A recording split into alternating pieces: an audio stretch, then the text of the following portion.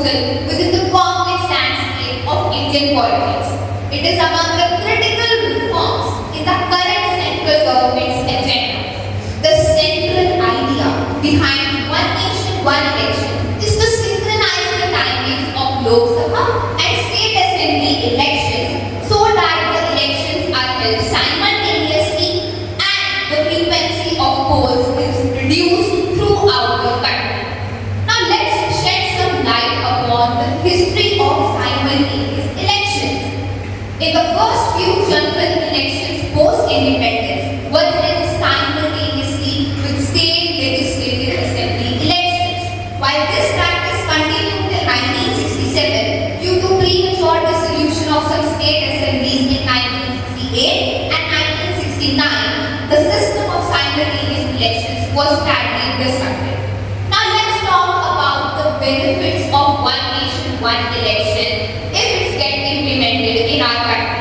First is, it will enable the government to focus on governance once the elections are over. Today, there is some election or other going on some part of the country at least every 3 months.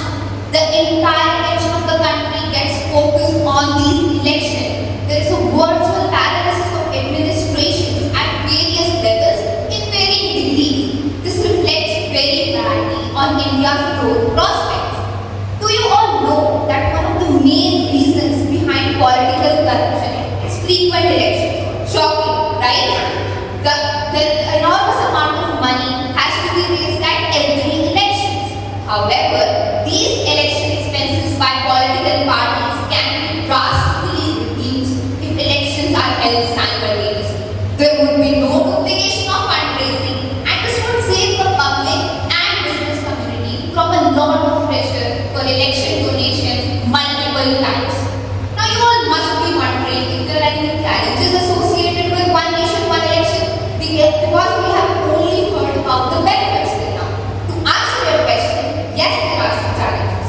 First is the idea of One Nation, One Election does not square with the concept of federalism as it is established in the notion that the entire nation is one, contradicting the content of Article 1 which envisages India as a union of states.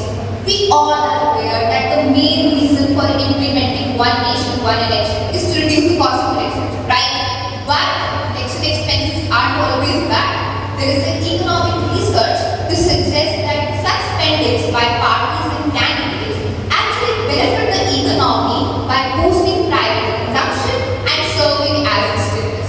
So keeping in mind all these benefits and challenges, one thing is for sure, that the government should not implement One Nation, One Election in a hurry